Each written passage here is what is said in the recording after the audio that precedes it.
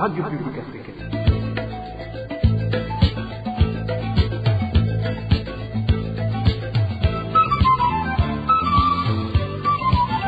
Radio Publique Africaine.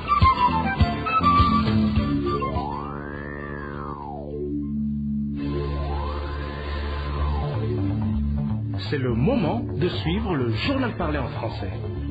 À la présentation, Josiane Mouzaned. Au sommaire de cette édition, les Burundais s'inquiètent de la prolifération des stupéfiants dans le pays. Dans ce journal, nous vous ferons écouter l'alarme lancée par les proches des consommateurs.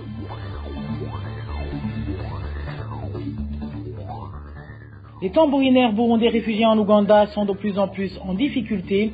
C'est après que l'ambassade du Burundi dans ce pays leur a confisqué tous leurs tambours, alors qu'ils constituaient leur seul gagne-pain.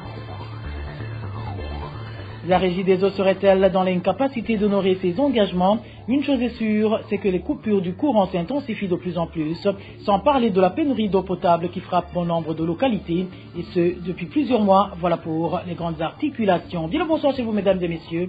Tout de suite, le développement de ces titres.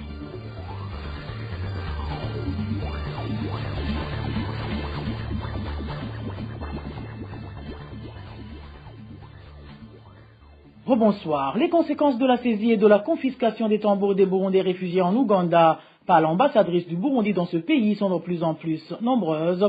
Mamère Olave, le président de ce groupe de tambourinaires dénommé Milwako, précise qu'à part qu'ils ne savent pas comment ils vont rembourser les acomptes déjà encaissés de la part des particuliers qui les ont conviés à couvrir des événements, ils ne savent pas comment ils vont survivre en exil sans ce métier. Suivez Mamère Olave, le président du groupe Milwako. Ingaruka mbi ni nyinshi cyane. Iya mbere ni ubwoba bwuzuye mu batimbo kuko ubu n'ibindi bikorwa dusanzwe dukora.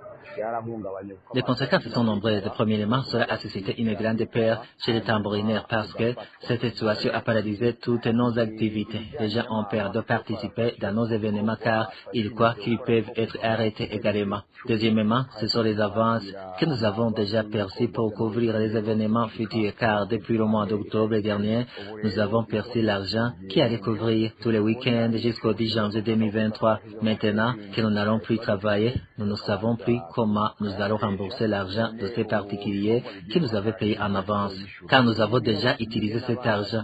Une autre conséquence est que les membres du groupe Miracle ne seront plus à mesure de payer leur loyer, car c'est à travers nos activités qu'ils percevaient l'argent pour payer. Un autre problème est que nous n'aurons plus de quoi payer la place où nous faisons nos activités, car tous nos moyens financiers proviennent de nos activités, de nos tambours confisqués. Alors, nous ne savons plus à quel sein se vouer, qui pourrait nous venir en aide afin de nous faire sortir de ces problèmes. Nous mettre dans de telles difficultés, c'est remuer le couteau dans la plaie. Étant donné que nous menons déjà une vie très difficile en exil, cela peut nous causer des traumatismes et un désespoir permanent. Nous avons besoin d'être soutenus et d'apprendre comment se comporter dans de telles situations, car il y a des signes qui montrent que les gens sont affligés.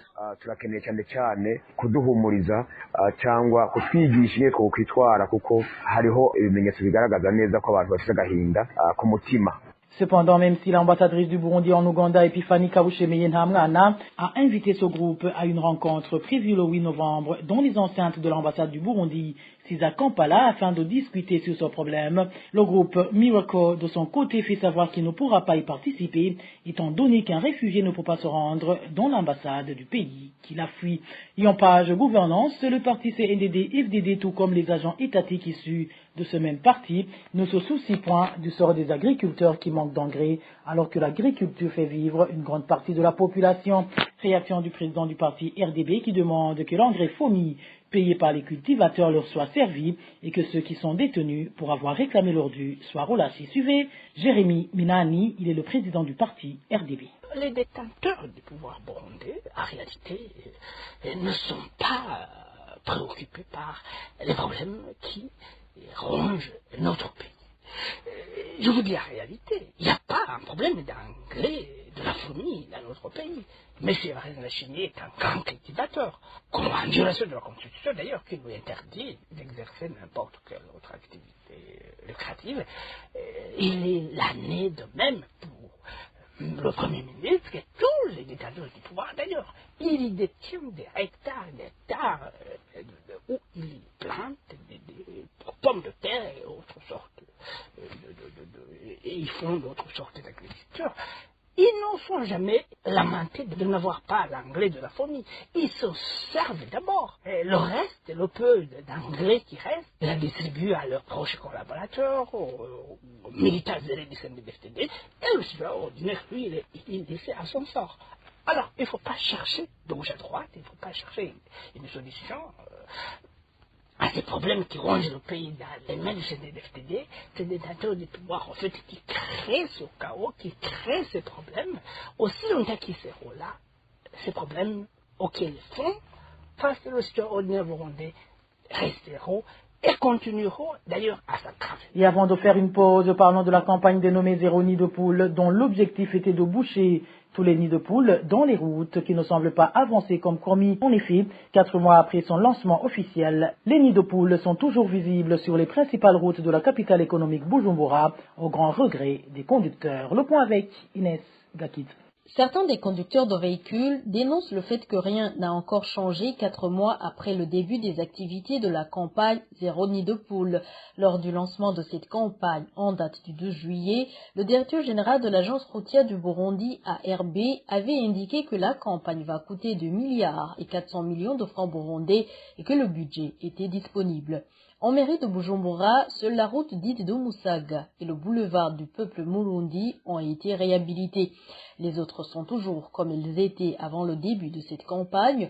Certaines se dégradent du jour le jour. Ici, l'on notera le boulevard du 1er novembre qui passe devant la Brarudi, le boulevard Patrice Lumumba menant à la cathédrale Regina Mundi, l'avenue Ngondo qui va vers le Mont Sillon, l'avenue des États-Unis qui est en très mauvais état, pour ne citer que ces quelques exemples. Le ministre des Infrastructures, lors de la présentation des réalisations du trimestre dernier, a indiqué qu'actuellement ils sont concentrés à réhabiliter la route nationale numéro 1. Les habitants de Bujumbura demandent la réhabilitation de toutes les routes de Bujumbura, la capitale économique. En page société, l'on parle de la coupure répétitive du courant électrique qui s'intensifie dans les quartiers de la capitale économique Bujumbura. Non seulement les citadins manquent d'éclairage, mais également leurs appareils électroménagers sont souvent endommagés, d'où ils demandent à la Régie des eaux de réguler la distribution de cette énergie. Le point avec Emmanuel Niyongeko. La perturbation de la distribution du courant électrique se remarque dans plusieurs zones de la mairie de Bujumbura. C'est le cas de la zone Musaga. Suite à ces coupures répétitives dans certains quartiers de cette zone, les gens passent souvent toute la nuit sans courant électrique, comme le témoigne ce citoyen de cette zone. Quand je suis arrivé dans notre quartier, j'ai constaté qu'il n'y avait pas de courant électrique, alors qu'il n'y avait pas au quartier Gazekewi. Et hier, c'était notre tour. Le quartier n'avait pas de courant. Là, on observe des coupures répétitives ces derniers jours. Le pire, c'est pendant la nuit. On coupe le courant électrique à partir de minuit jusqu'au lever du jour. Au quartier Javé de la zone Briza, c'est un peu l'inverse de la zone Musaga. Des coupures répétitives et le manque total du courant électrique se remarquent toute la journée. On peut manquer du courant électrique durant toute la journée pour être servi à partir de 8 heures. À 21h, il y a une autre coupure et le courant revient à 22h. Hier, à 23h, on a observé une coupure. Et à partir de là, on a observé des coupures toutes les 30 minutes. Ces citoyens craignent que ces coupures répétitives peuvent entraîner la surintensité et l'endommagement de leurs appareils, le plus souvent branchés. Je crois que cette pratique est dangereuse puisqu'il peut y avoir une surintensité, chose qui pourrait endommager nos réfrigérateurs ou alors téléphones branchés au moment de cette surintensité. Selon les habitants de cette capitale économique, cette situation dure maintenant plus de 2 mois. La rédaction de la RPA n'a pas encore pu joindre les responsables de la Régie des eaux pour connaître les raisons de ces perturbations dans la distribution du courant électrique. Emmanuel Niyongeko. Les habitants de différentes collines de la zone Mouira en commune Kanyosha en province Bujumbura, eux, viennent de passer un mois sans eau potable. La Régie des eaux a fermé les 2 robinets publics qui existaient. Résultat, la population locale se rabat à l'eau de rivière et il serait victime d'un différend entre la Régie des eaux et une association qui était chargée de la gestion de ces robinets. Les détails avec Emile Nivassoum. L'un des 2 robinets fermés par la Régie des eaux en zone Muyira de la commune Kanyosha alimentait les collines de Kavumu, Sororezo et Muyira 1. Un autre robinet est situé dans la localité appelée Kobangateri. Selon la population, la Régie des eaux a fermé ses robinets parce que la coopérative qui les gère n'a pas payé l'argent collecté pendant 3 mois. Le collecteur de cet argent, comme l'indiquent ses habitants, n'a pas rendu 2 500 000 francs de l'eau vendue, un bidon de 20 litres coûtant 200 francs. Une autre information fournie par les habitants de Muyira est que le lendemain de la fermeture de ces 2 robinets, les 2 compteurs ont été volés par des inconnus. Pour le moment, les habitants de la zone Muyira puisent l'eau des rivières et des marais. Ces habitants demandent aux administratifs et à la Régie des eaux de collaborer pour régler ces problèmes. Merci à toi, Emile Nibassoumba. Je vous le disais en titre, le commerce de différents stupéfiants s'accentue dans diverses localités du Burundi. Certains proches des consommateurs s'inquiètent de l'allure que prend ce dit commerce. C'est le Divin Remisha pour plus de détails. La commercialisation des stupéfiants s'intensifie à une allure inquiétante dans plusieurs localités du pays, indiquent certains proches des consommateurs, dont la majorité est composée par des jeunes. Cette commercialisation est signalée dans différentes provinces du pays, alors qu'avant, la capitale Bujumbura était considérée comme étant l'épicentre de la consommation et de la vente de ces stupéfiants. Plusieurs types de stupéfiants existent, mais nos sources affirment que la vente de plus de 5 types est en vogue dans différents coins du pays. La situation est très inquiétante ces derniers jours. Ça fait vraiment peur. Les stupéfiants vendus dans diverses localités du pays sont de différentes natures. Par exemple, il existe ici du chanvre, de l'héroïne, de la cocaïne, de l'éphédrine, de l'amphétamine, des médicaments psychoactifs, et sans oublier la colle et l'essence pour ceux qui s'unissent et inhalent ces drogues. Nos sources ajoutent que pour les consommateurs de ces stupéfiants, le choix se fait sur base des moyens financiers à leur disposition. Certains stupéfiants sont plus chers que d'autres, témoigne cette source. L'héroïne et la cocaïne font des ravages, mais l'héroïne fait beaucoup plus de victimes. Un gramme d'héroïne se vend à un prix compris entre 5 000 et 7 000 francs burundais, selon les provinces. La cocaïne est consommée par des enfants dont leurs parents sont des nantis ici en mairie de Bujumbura. Mais les choses changent du jour au lendemain. Les richesses disparaissent et les consommateurs de cocaïne se retrouvent sans les moyens de s'en procurer. Ces derniers optent à consommer l'héroïne à la place de la cocaïne. Pour ce qui est de la colle et de l'essence, ce sont des stupéfiants utilisés souvent par des enfants en situation de rue. S'inquiétant sur l'avenir des consommateurs de ces stupéfiants, leurs proches demandent au gouvernement de mettre en place des mesures pour contrer leur commercialisation. Dans nos éditions ultérieures, nous reviendrons sur les noms de certaines institutions et personnes pointées du doigt comme étant derrière la commercialisation de ces stupéfiants. Ilus Divin Remisha. Et avant de clore ce journal, la population de la commune Nega demande à l'administration de faire soigner un citoyen présentant un handicap mental. Cet individu constitue un danger public selon la population du chef-lieu de cette commune. Il aurait déjà blessé pas mal de gens et même causé des dégâts matériels. Les détails avec Onésime de Chimagit.